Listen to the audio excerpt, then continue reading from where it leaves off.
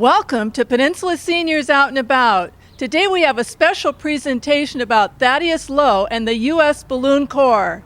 My name is Allison Bruzahoff. I'm the director at the Dominguez Rancho Adobe Museum, and us, along with Point Fermin Lighthouse and the San Pedro Bay Historical Society and other groups in the local areas, decided about 2 years ago to celebrate 100 years of aviation in California. In 1910, we had the Los Angeles International Air Meet, which was the first air meet in America and the second in the world. And it really was the birth of aviation in California. And so as part of that, we put together a speaker series. Now, without further ado, let me introduce our speakers today. Stephen and Patrice live in Anaheim and have been portraying Civil War aeronaut Professor Thaddeus Lowe and his wife Leontine for about 5.5 years. Steve is a native Californian and has had a lifelong interest in historic aviation. Patrice hails from Philadelphia and moved to California actually in 1956. And what's very interesting is when she was 18, she actually lived in a remote corner of the Mojave Desert with the famed aviatrix Pancho Barnes, the granddaughter of Thaddeus Lowe. With Patrice's history with Pancho and Steve's love of aviation, the Lowe's U.S. Balloon Corps seemed like a perfect fit.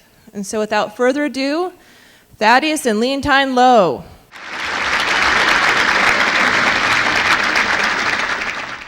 Thank you very much, Allison. Thank you so much for the Rancho Dominguez Adobe for hosting the event, and the San Pedro Bay Historical Society as well, and also the aquarium for having this great facility for us. Really appreciate that very much. I am Professor Thaddeus Lowe at your service. Man first flew in 1783 in France. The Montgolfier brothers built a balloon. It's a wooden structure with paper decorations, and it's a hot air balloon. The problem with hot air back in the day is once your balloon cools down and you're away from your fire, you can't take the fire with you, so you're finished and you land. The first passengers were a duck, a goose, and a sheep, and they all survived. Therefore, man was very shortly flying after that. The first flight in the United States was by a Frenchman named Pierre Blanchard. In Paris, when their first flight took place, Benjamin Franklin was there, and he decided to ask Pierre to come out to America and fly. So in 1793 in Philadelphia, they had their first flight in the country, and in the audience was George Washington, Ben Franklin, and Thomas Jefferson. When a skeptical spectator saw the balloon fly, he said, "Well, what good is that?" Ben Franklin, seeing possibility, said, "Well, what good is what good is a newborn baby?" And you move your chronometer forward to 1832. I was born in Jefferson, New Hampshire, in the foot of the White Mountains. And at 10 years old, my mother passed away. So I was bound out to another farming family in the area, and they didn't treat me very well. So I thought, my life is not going to be spent farming. I have better things to do with my life. So I took everything I had, plus 11 cents, and walked 100 miles to Portland, Maine. And I became an apprentice cobbler at the time, learning how to make shoes. A gentleman came to town named Professor Dinkelhoff. He was running a traveling science show, and he needed a volunteer for the stage, so I volunteered, came up, did a great job. So he offered me to travel with him up and down the eastern seaboard to do the science show. He eventually retired, and I took over the show myself. And one day in New York City, I was doing a show, and I'll let Leontine tell you the rest of that story. This is Leontine Augustine Gachon Lowe. Good afternoon, ladies and gentlemen. My name, as you said, is Leontine Gascon-Chon, and I was born in Paris, France. My father was the commander of the Palace Guard at the Palace of Tuileries. And in that process, I was actually raised with the Royal Children School. So I had a completely different upbringing than Thaddeus did. He had less than a fourth grade education because being raised in the farm in New Hampshire, he actually only got to go to school when the snow was so bad that he could not perform his farming duties as a child. So he only got literally only about maybe 2 to 3 months of schooling a year. So with less than a fourth grade education, and my life in Paris, France, was completely different than his.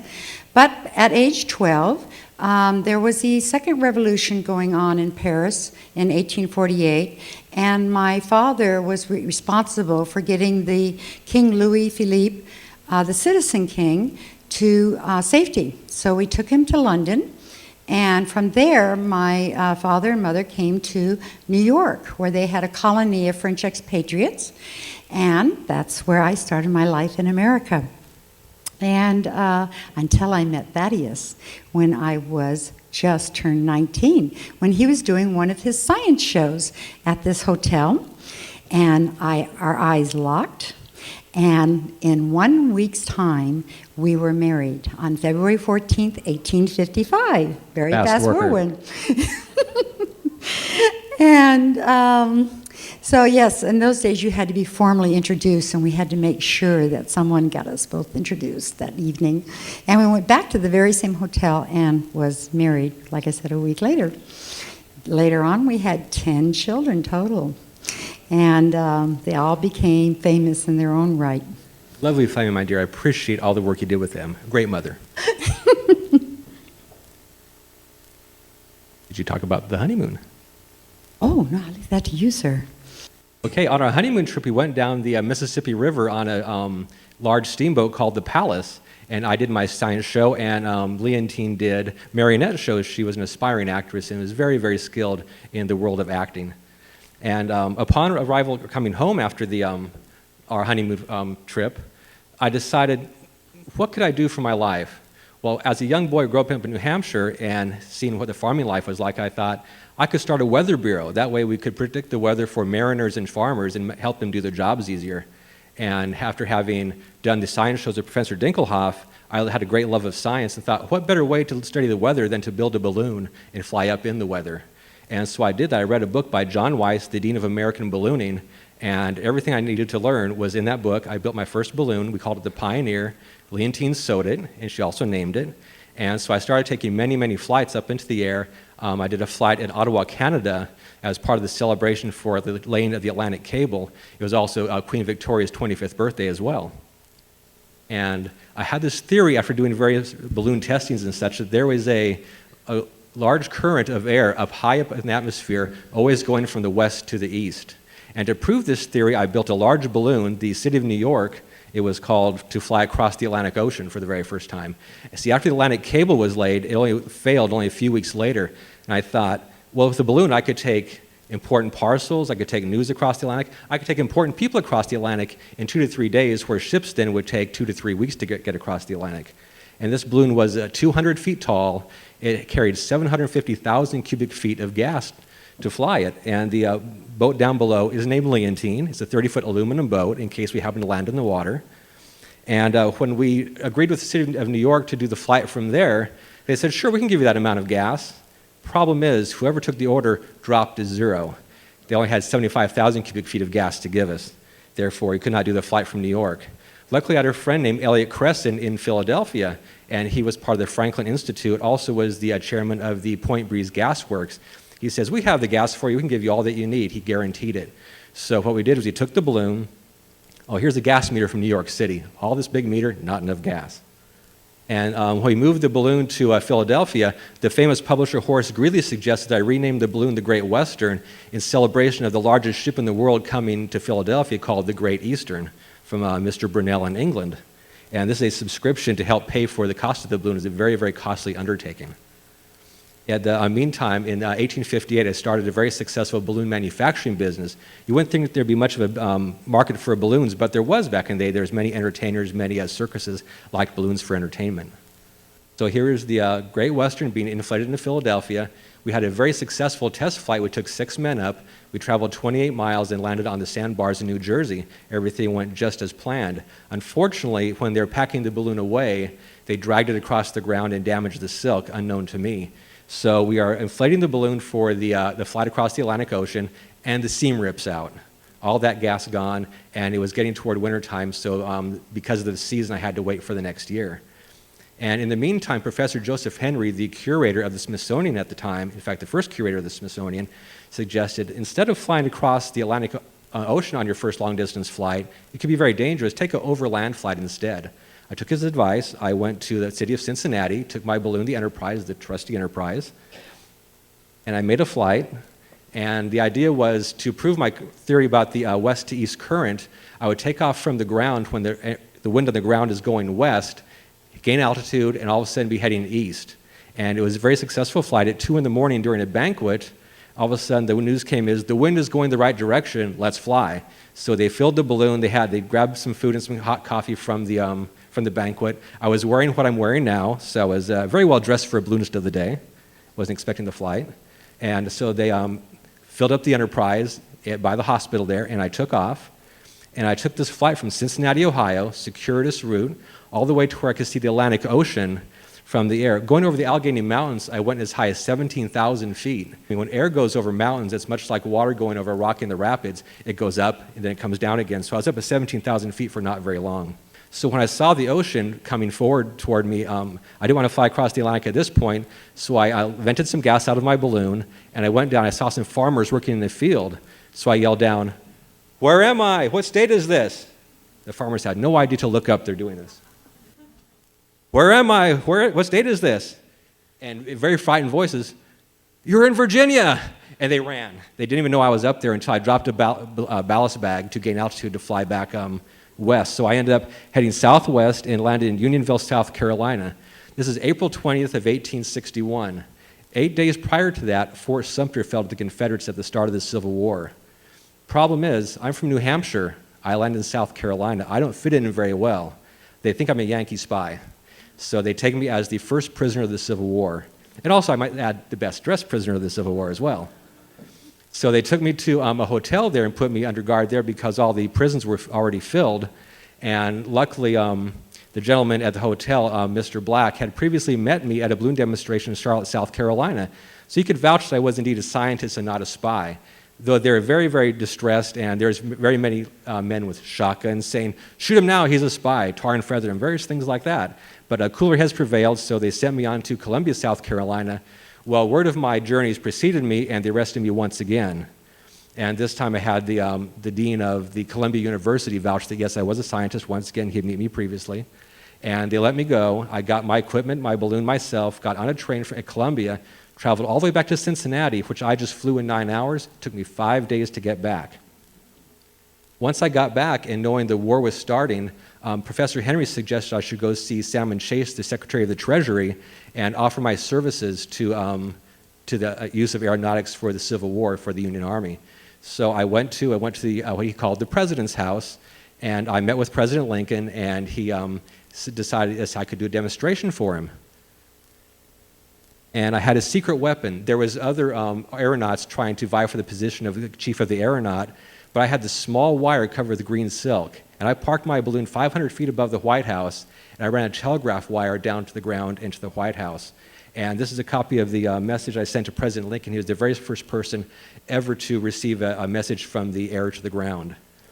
And he was very impressed by the technology. He was always very much into invention and such. In fact, he's the only president ever to have a patent for an invention. And so once this message came through, he decided, okay, you will be the chief of the Balloon Corps. And here's a picture of what the Capitol building looked like from the air. It was made from a sketch from a balloon, and is transferred to a woodcut with a great detail. They carve out wood, and they print it with ink, and then print it out to newspapers and magazines. And very more detailed than the actual sketch was itself. So President Lincoln gives me this note to see General Scott. Will Lieutenant General Scott please see Professor Lowe once more about his balloon? So I take the note to the office of the general, and he's an old school general. He's a very happy man, as you can tell. We think Lincoln is big at 6'4". General Scott is 6'5", more than 300 pounds. He's a very, very busy man, apparently. So he will not see me. He was very reluctant because I'm a civilian. What do I know? How could I do anything with the Army? So I went back to the White House and told the president that the general is very reluctant to see me, so I can't do what you'd like me to do. So what he decided was, he took me by the arm, took his hat, walked me down personally to the War Department, stormed into the office of the general, who was very, very flustered, and he said, "General Scott, this is Professor Lowe, my friend. He used to be the chief of the new Army Balloon Corps, and I wish you would do everything in your power to make sure he succeeds." Therefore, the orders did go out, and the Blue Corps became part of the U.S. Army. Since it involves fabric, and you know how women love the fabric, my favorite, of course, was the Intrepid. It was the most photographed because of Matthew Brady followed us quite often. We were quite the novelty of the day. But the Intrepid, such as the Intrepid that is pictured here, it's one of our second largest war balloons, and it actually took 1,200 yards of India silk, Panji India silk, in order to make one gas bag. It was double bagged. It had 4 layers of varnish on the outside in order so that the silk would retain the air as it went on. And in the inside, we would actually use Feet's oil, and that would soften it, so therefore it could withstand the heat and the cold, the altitude and coming up and down. But also, the terminology, just to let you know, is that the gas bag, which would be the balloon, it's also called an aerostat, and that also being a short version for an aerostation. The man flying it was called an aeronaut, and that was actually stood for a time traveler. Traveler of the sky. Traveler of the sky, excuse me. And so that would be your aeronaut. The baskets were made of wicker, but they were called a car. We actually had steel plating on the bottom of the basket. We got a lot of pinging in order to protect Thaddeus. And it took 50 men to control this gas bag. He always had them tethered. The Intrepid was 65 feet high by 38 feet wide. It took 50 seamstresses we had and 17 sewing machines. The sewing machine was actually invented in 1846 by Mr. Howe, and we had 17 of the, what at the time was called the Wheeler and Wilson machines. They actually sold sideways. Very good for making these enormous balloons. So now we have 2 of our largest war balloons, which was obviously the Union Intrepid, because they could hold equipment. They could hold the telegraphs and up to 5 to 6 men. We had map makers going up because until at that time, the maps that the generals were using were very inaccurate for the day. So when Thaddeus went up there, he got to then show them, wait a minute, this is what's really going on out there with the hills and dales. And of course, we had our 3 middle ones, which was the Constitution, United States, and the Washington, because they could be filled quicker. And they did a different level of reconnaissance. And of course, our smallest being the Eagle and Excelsior.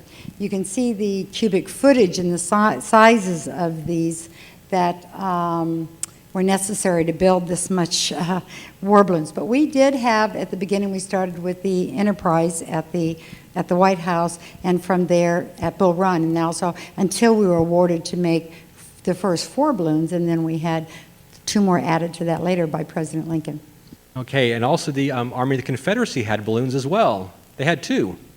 The first one was a small cotton balloon. It was a hot air balloon. James Randolph Bryan was the pilot. He had heard that there was a special mission to be volunteered for, and knowing that he was in the area, he was a native boy, he volunteered. Once he saw what he was going to do, fly the balloon, he tried to unvolunteer. And they said, no, you volunteered, this is your flight.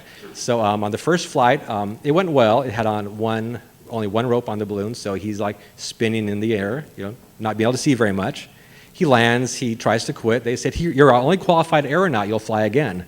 On the second flight, the balloon got loose, and he did land safely, and the balloon was lost, however. The second balloon is known as the silk dress balloon.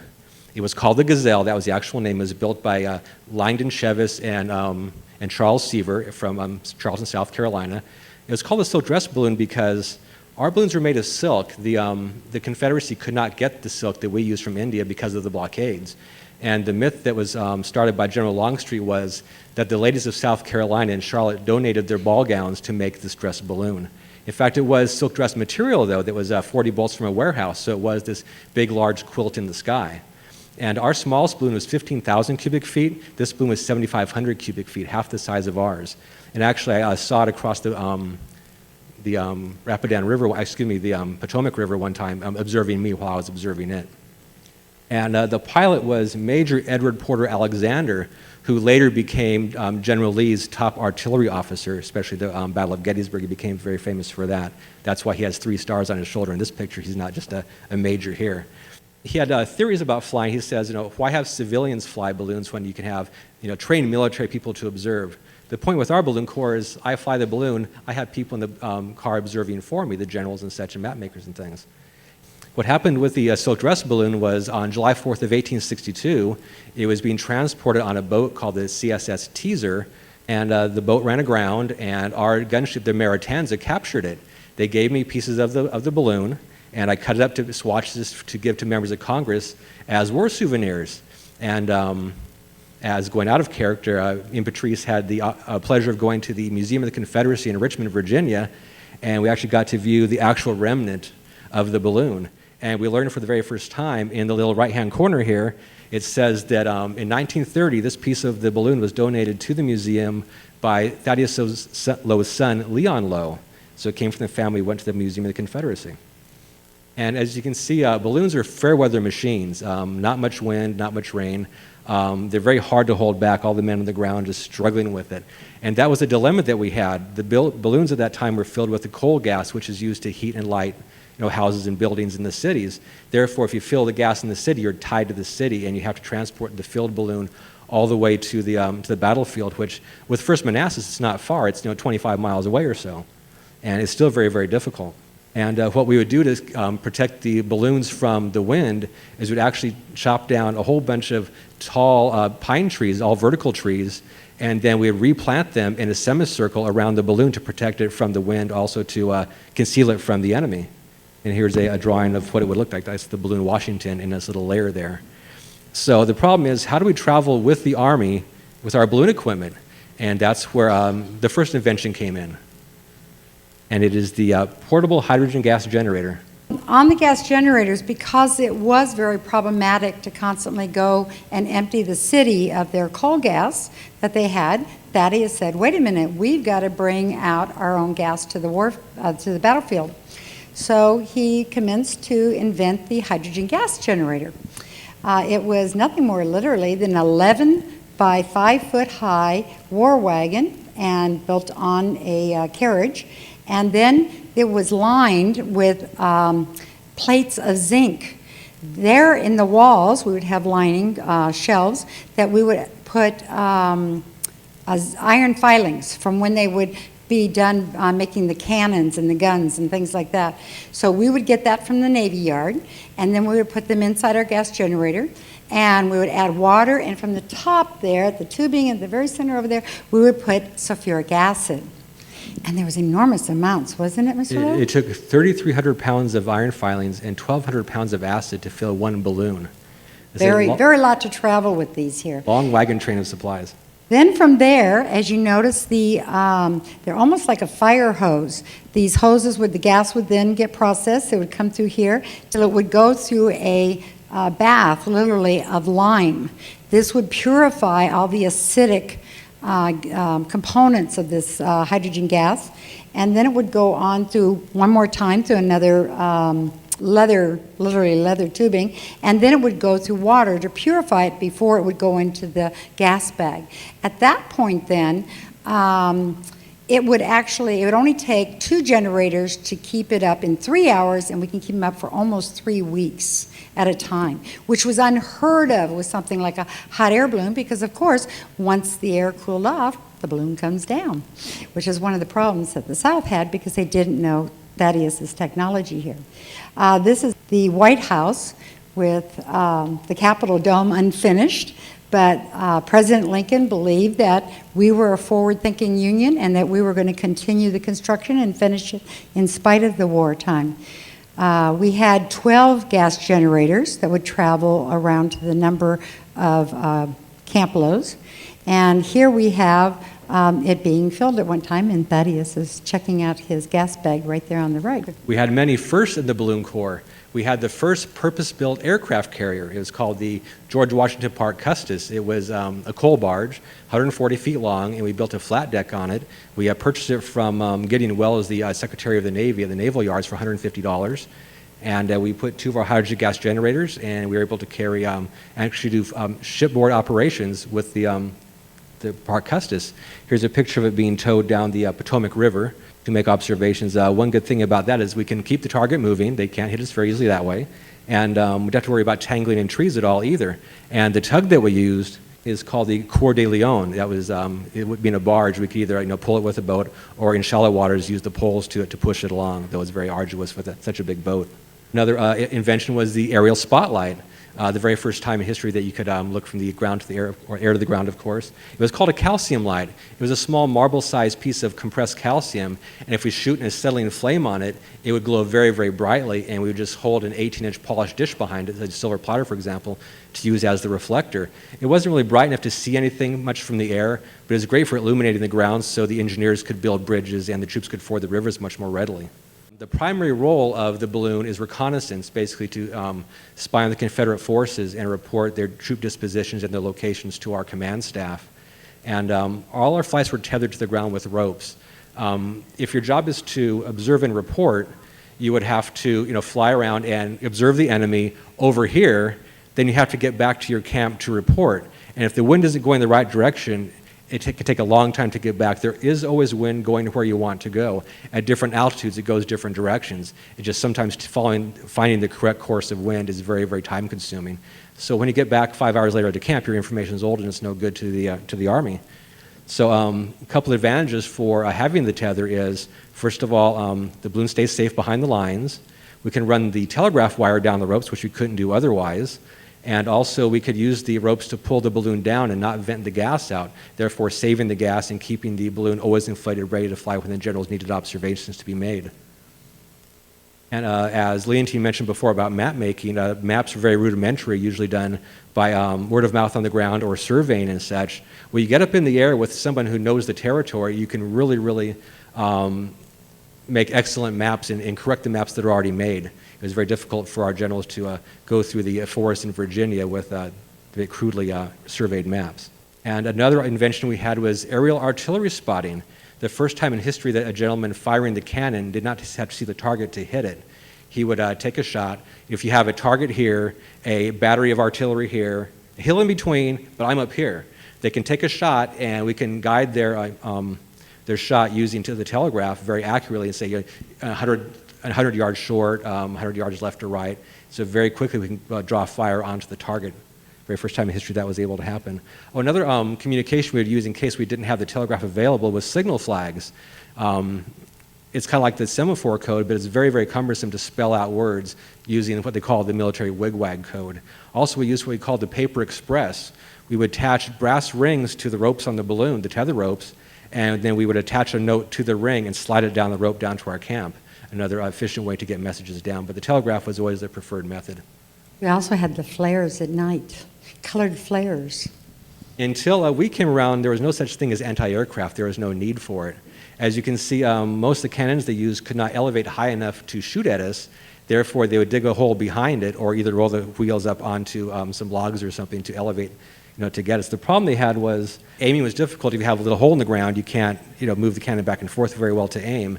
And quite often, because we're so high, they would put double charges in the cannons, and you add the elevation to it, the tubes would over pressure, and they would explode and injure or kill the men on the ground. And I saw it happen numerous times from the air.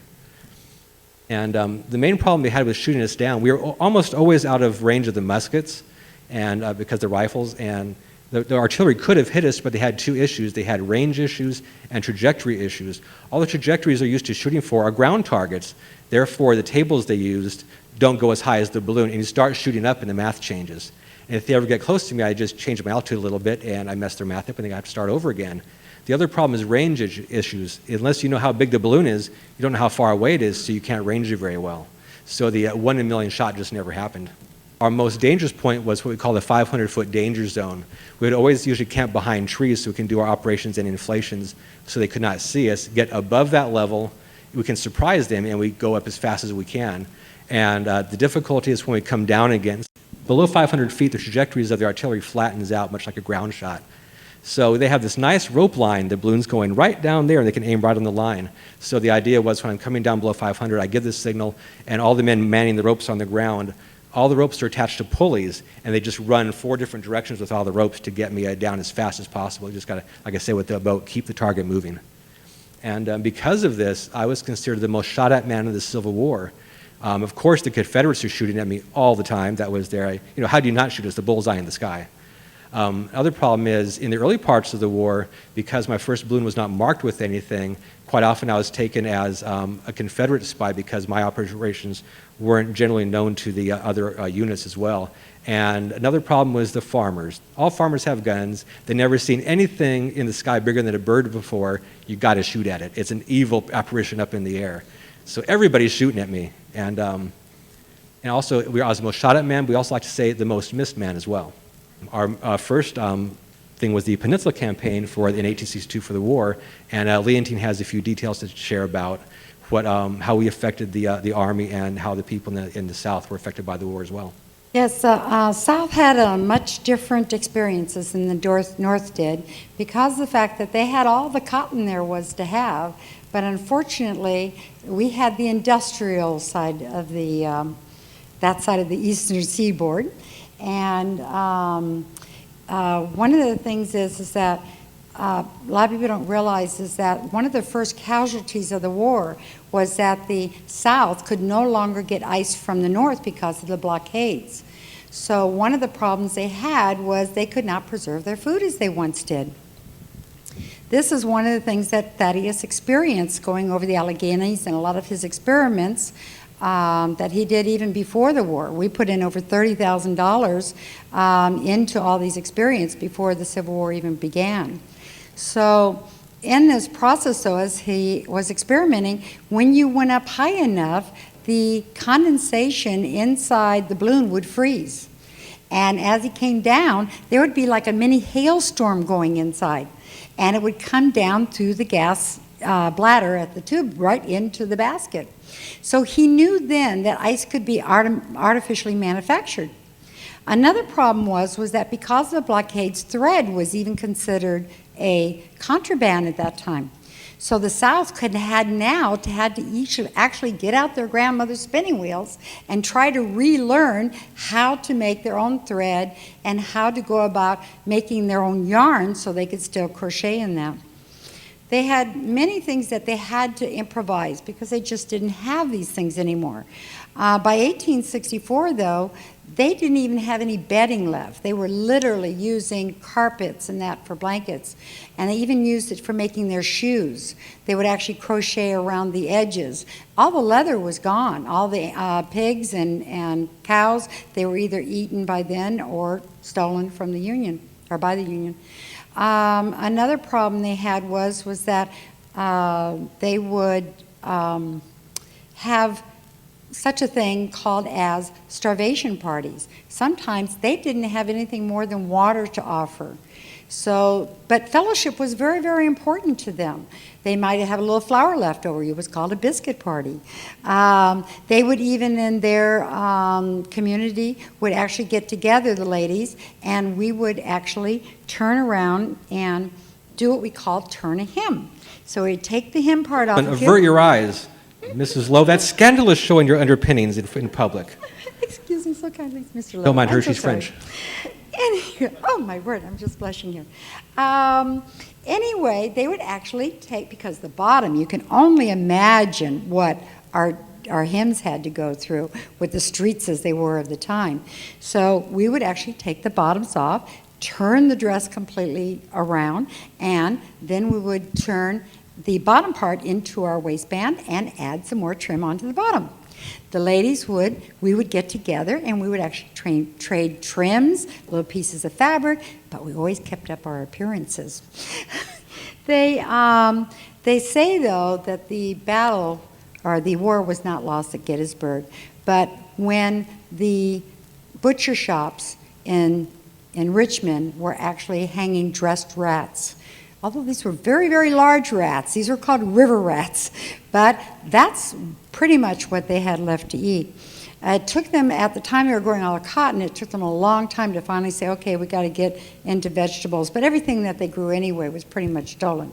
And because of Thaddeus, because he's now in the air, the South had to expend a lot of their energies in trying to hide from my husband. One of the things that they had to do was the Quaker gun was invented. These were nothing more than cut down tree logs, painted up, made them look like cannons. That was one thing they had to do to try to, and all this expended energy was not something they really had the resources to do. Another thing they had to do was General Beauregard called the first blackout because of Thaddeus, because he was out there at night counting all the tents and all the campfires. Another one they did, totally seemingly unnecessary, but I guess they thought it would work, but they would actually take troops and they would just march them up and down, in and out of the forest, so it looked like there was more regiments and more men out there that were sort of being counted that wasn't really there. So there's a lot of things that they had to go through that the North just didn't have. When it came down to even making their wool, they were so how do you say it, did not have the technology to even replace their cards. They would have to card their wool in order to straighten it out, in order to make yarn out of it. But those little metal teeth was made in northern part of the eastern seaboard at the time. So they couldn't even card the wool. They actually had to take these thorned weeds that were alongside the roads and actually use that to try to do it. They implemented so many things that were so ingenious in a way, but they would use everything from horse's hair to dog hair to anything they possibly could to add to their wool in order to stretch it to go further. There was just so many traumas that they had to go through that the North did not have to experience. The Peninsula Campaign was our most important campaign we had. That was the longest running one that we were involved in. On the Peninsula, there was several battles that may sound like Revolutionary War battles, the Siege of Yorktown, the Battle of Williamsburg. It's all in the same area. And here I am with my father, Clovis Lowe. He was one of our members of the Balloon Corps as well. He was very important for the Corps, a lot of logistics that he did for us. And there I am with my horse. The horse was very important. Most people during the war, infantry of course, didn't have horses. The cavalry had horses, the generals and their staff had horses, and of course for the wagon trains. I had one because it was very important to have, because I had to go between all the different balloon caps. We had quite often 3 or 4 balloons in different areas operating at one time. And I had to go back and forth between Washington to talk to the generals. I had to go back to my balloon manufacturing plant in Hoboken, New Jersey to have balloons repaired and start new balloons and such. So I was a very busy, very well-traveled man. Of course, it's always helpful that Richmond is only the capital of the Confederacy. It was only about 100 miles south of Washington, D.C., so it's not all that far, really. Now, our main battle that we were involved in, our most useful use of the Balloon Corps, was the Battle of Fair Oaks. I need to set the stage for you how that happened. You see the Chickahominy River here on the right-hand side of the screen. My balloon was in Mechanicsville, and the idea was General McClellan was going to transfer his troops from the north to the south of the river. And in the middle of this transfer, half the army was cut off because of a large thunderstorm. The river flooded and all the bridges were flooded out. So the troops were divided in half. And the Confederate army saw this happening, and they were massing to attack the southern half. And my observations from Mechanicsville were able to warn them to get ready for the attack. And so I had to take my horse and ride down to Gaines Farm. There I'm on my way. And there was the balloon Intrepid, our largest balloon. And to make the observations necessary for the battle, I had to get it up very quickly. And so I could take my telegraph and give moment-by-moment descriptions, keeping the wires hot with information about the battle. You see the balloon in the background is the Constitution. The problem was the Intrepid wasn't ready to fly at the time. So how do I get a large balloon filled with gas when it takes 3 or 4 hours to fill it with the generators? I just connected the 2 balloons. You see the vertical lines in the bottom balloon? That's men pushing on the fabric trying to squeeze the gas out of that balloon into the Intrepid. Eventually got up in the air, and by my observations and the reports I can give the generals basically saved the Union Army from annihilation during that battle. And the war could have ended very early that way, at least for the Army of the Potomac. There's the Intrepid in the air making the observations on the way up. And the Battle of Seven Pines, you notice it's the same date as the Battle of Fair Oaks. It's a different front of the same battle. A very interesting thing happened during this battle. When I was about 2,000 feet in the air, I could see in the distance a group of distinguished officials meeting behind the tall timber away from the battlefield. And I could tell there's generals there, there's civilians. I really didn't know, of course, who they were. But I decided, okay, let's call some artillery fire using my aerial artillery spotting techniques. And we got the shots very, very close. We injured a couple men in the group, and they made a hasty retreat. And later on, a communique from General Longstreet, I found out who was actually in that group. In that grouping was, of course, General Longstreet himself, who was to become Lee's right-hand man later on. There was the President of the Confederacy, Jefferson Davis, and Robert E. Lee himself before he became the legendary Robert E. Lee. And this is 1862. What if the war might have ended that day? And many generals flew with us. Of course, the most influential was General McClellan. He had difficulty with what they called the slows. He didn't like to fight his army. He was a great coordinator, and the troops loved him greatly, but he would not fight his army. Even though I was up in the air telling him, he's thinking there's 150,000 troops opposing him because he's listening to ground reports of they're counting regimental flags of the Confederacy, and basically you have 1,000 troops per regiment roughly, and that's different from what we have in the north. The numbers are different, so he's thinking there's a lot more troops. I'm up in the air observing and telling him there's not that many people out there, but I'm a civilian. What do I know? He's not going to listen to me except from his gentleman. General Sickles, which is not in there, actually flew on the aircraft carrier, and other people that flew with us was some interesting personalities. This is the staff of General Fitzjohn Porter. And if you see a gentleman with a dog laying down on the ground, you may recognize him. He has become later known as General George Custer. He was a captain at the time. He didn't like the balloon very much. When he came down from observations, he was heard to tell his general, General Porter, I will do anything you ask of me, but don't send me up in that damned infernal balloon again. Another person that was with us, the gentleman in the middle there crouching looking down, was Count Ferdinand von Zeppelin from the Prussian army. He traveled with us observing, and we taught him a few things, and he took it to World War I and took it to the next step, making Zeppelins from what we taught him. During the Peninsula Campaign, I contracted malaria very badly, became very ill with it, and during various things happening with the war, working with the War Department, working with the generals, being transferred from one department to the engineering department, to the telegraph department, and so on, I got very frustrated with the military red tape, and eventually I decided to basically quit. I was a civilian, so I could quit. I could not fly within it. They would not listen to me. The last report from the Balloon Corps was on June 6 of 1863, after the battles of Chancellorsville, and it was reporting a large contingent of Confederate troops moving north over the mountains toward a town in Pennsylvania called Gettysburg. And that was the end of the time of the Balloon Corps from the war. And Confederate General Edward Porter Alexander, remember once again, he was the pilot of the silk dress balloon. He said, I have never understood why the enemy abandoned the use of military balloons in 1863 after having used them extensively up to that time. Even if the observers never saw anything, they would have been worth all they cost for the annoyance and delays they caused us in trying to keep our movements out of their sight. If only our generals got the message. After the war, Emperor Dom Pedro from Brazil was fighting Paraguay, and he asked me to come on down to Brazil and fly for his army and make observations for the battle. I decided, no, I'm done with the ballooning for the time being. But we sent balloons and two of our gentlemen down there that was part of the Balloon Corps with equipment, and they flew for him. They helped him win the war. They became generals. They got lots of land. Would have been a good idea for me. After the war, 1865, we had the Balloon Amphitheater in Central Park in New York City.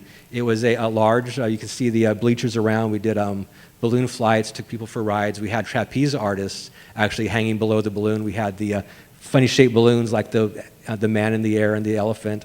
We had small boats on the lake you see at the bottom here doing recreations of famous naval battles.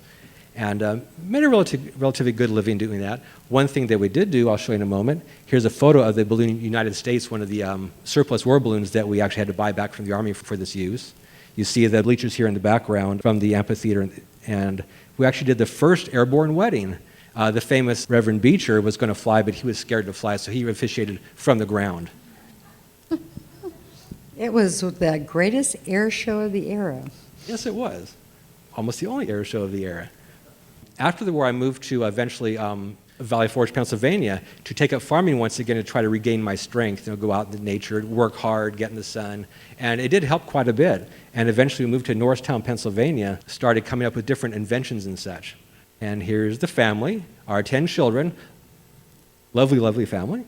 That's me on the left with the cane and Leontine there sitting in the chair on the left. And one of my inventions was refrigeration. And she told you how I had the idea of making the ice from the hailstorms in the balloon.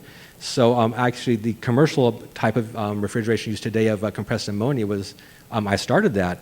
And I was the first person to refrigerate steamships and rail cars. And here's a stock certificate from the Lowe Refrigerated Steamship Company. Unfortunately, it was before its time. I took a shipment of beef from Galveston, Texas to New York, perfectly fresh, fine beef. The people didn't believe it. So I decided, well, instead of doing innovative types of inventions, I'll find things that people really need at the time. This was Thaddeus's dream, being a farmer. It just was so important. As I told you back in the beginning, that one of the first casualties of the war was that the South could no longer get ice from the North. This was Thaddeus's dream for many, many years. And it says, imagine the possibility of preserving fresh meats and vegetables in their natural state. No salting or drying, no dousing with vinegar. The real flavor could be retained, nor need to be dependent on the deep caves in the root cellars or the fickleness of the natural ice and snow. Southerners and city folk could have fresh foods all year round, as well as farmers up at home. That's one of the things about the beef. Even just to transport meat, they had to salt it so much that meat just didn't taste fresh anymore.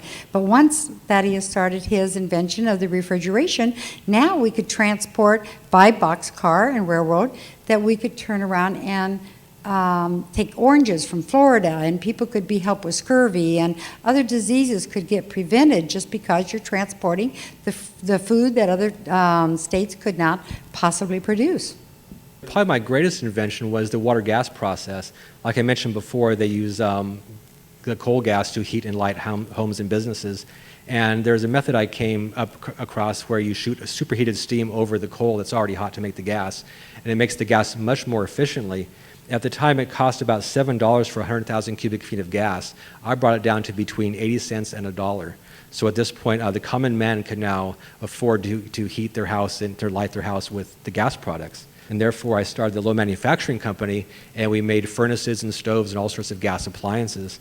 And you see here an advertisement on the left showing one of the furnaces, and here in my office on the right is one of the furnaces as well, keeping me nice and toasty. I had over 200 patents in my lifetime, and I received various awards for the various inventions I had that helped mankind to make life better for them. I was very, very grateful to receive these awards and get recognized for all my hard work. And in 1882, Miss Leontine here traveled around the world on the SS China. In the Victorian days, women normally didn't travel by themselves. They always had escorts. She wasn't your typical Victorian woman, and she took a camera with her. And there's some photographs of Leontine on the ship of the desert by the Nile River on a camel. There is her being transported in China as well, in Canton, China. And in 1888, actually 87, I traveled to Pasadena, California to set up a gas works. And I found that the climate out here was very, very conducive to healing the malaria. So I decided to build a large house and bring the family out. And we moved in 1888. This is on Orange Grove Avenue in Pasadena, 24,000 square feet. It's the biggest house west of the Mississippi at the time. I had a 5-story observatory for my telescopes. I loved astronomy. I always liked looking up into the sky. And this is Leontine's collection from her travels. She got Indian artifacts, African carvings, minerals, taxidermy, all sorts of things that she collected. The basement in the house was 10,000 square feet. I kept saying, honey, it's not the cost, it's the storage.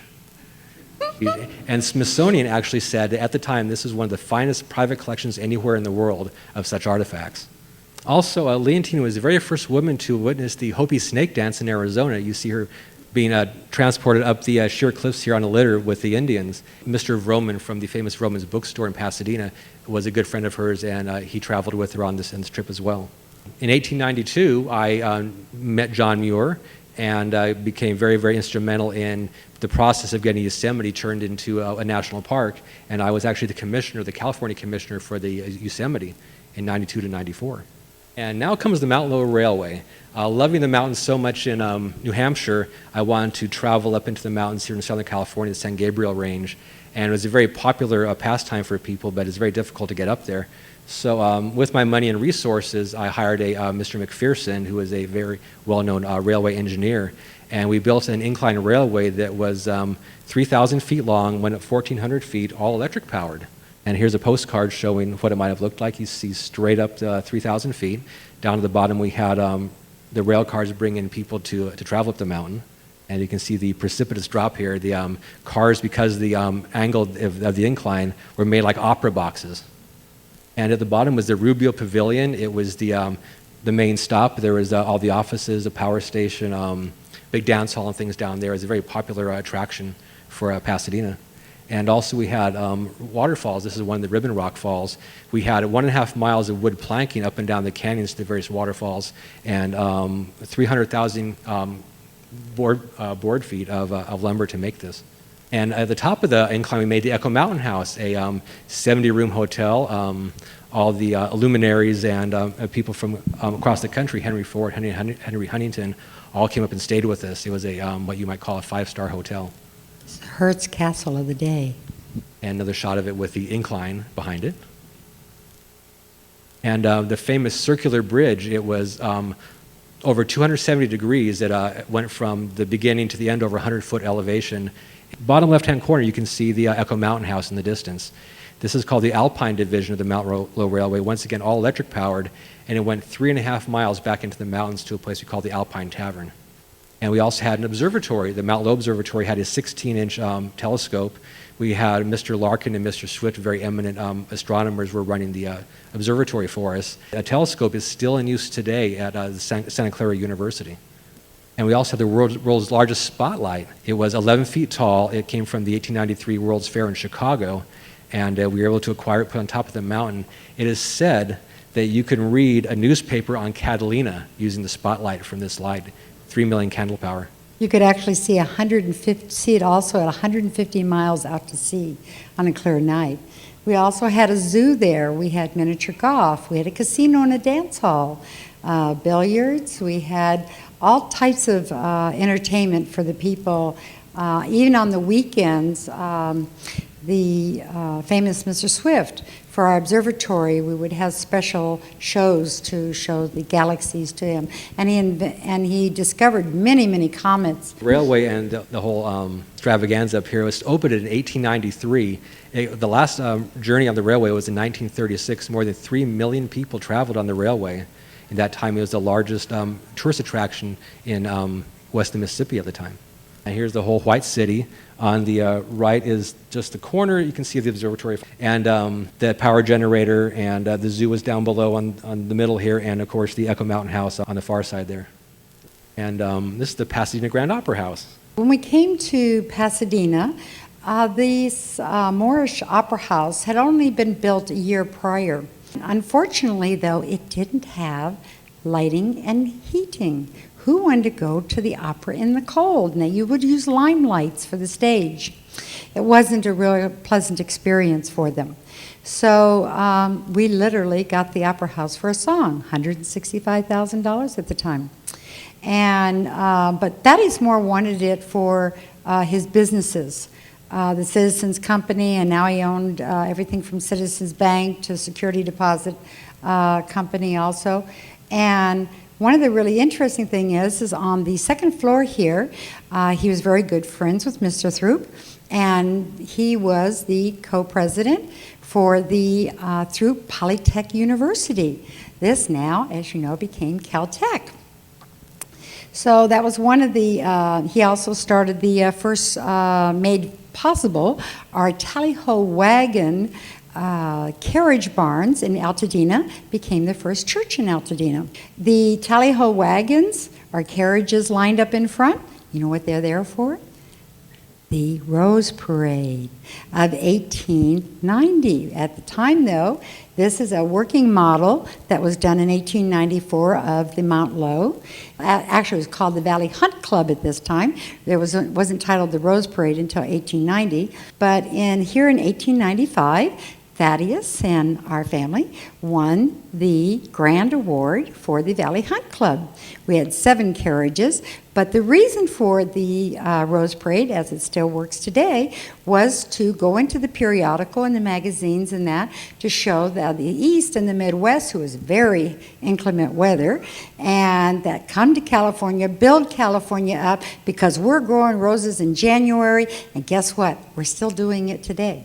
Here's just a list of some of the other businesses that we had in Southern California. And this is the 50th anniversary picture. And if you see the little girl right here, that is our favorite granddaughter. That's Florence Leontine Lowe. We called her Baby Lowe. This was in 1905. And in 1910 was the very first air show in America, the 1910 Los Angeles International Air Meet. And I went there myself with Baby Lowe and Leontine. We traveled on the red car that Mr. Huntington had at the time.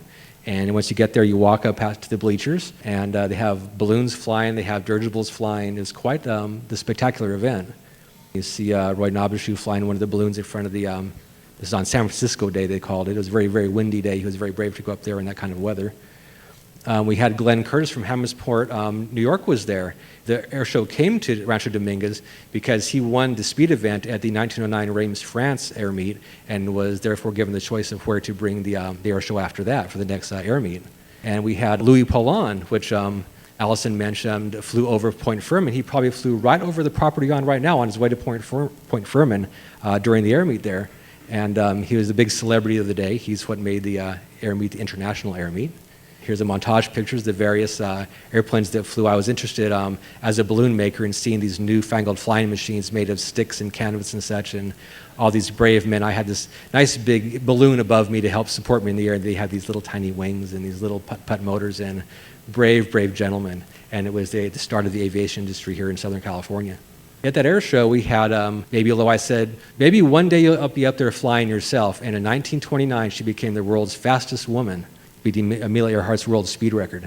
Very, very proud of her for that. And she was very influential in her life. She knew, of course, Chuck Yeager. She ran the Happy Bottom Riding Club out the Edwards Air Force Base in the desert during the heyday of flight test in 1948 when they broke the sound barrier. Howard Hughes, she flew for Howard Hughes during the movies. She did all the sound flying for the Hells Angels movie. Hughes didn't like her that much because she started the first stunt pilots union trying to get her guys more money for the dangerous stunts they were doing. General Jimmy Doolittle was a very good friend of hers. George Hurrell was the chief of MGM Studios photography. He started by taking the photograph of her for her pilot's license that was signed by Orville Wright. And therefore, with her connections in Hollywood, with all her wealth, being retired and got the the Lowe estate and also the Dobbins estate as well. After her parents passed away, became very wealthy. They named a Liberty ship after myself, the USS TSC Lowe. The Army heliport in Fort Rucker, Alabama was named for me as well. All these different honors I just greatly appreciate. They had the balloon monument in Richmond, Virginia, dedicated 100 years after the Battle of Seven Pines that I talked about, and it has lists of all the people that worked for the Balloon Corps, the generals that flew with the balloons. Very sad moment. Me and Leontine did pass away eventually. And this is Mountain View Cemetery in Pasadena, and we appear there every Memorial Day representing the Lowes. On the left is myself, on the right is Leontine. And we thank you so much for your attention and for your interest. Thank you very much.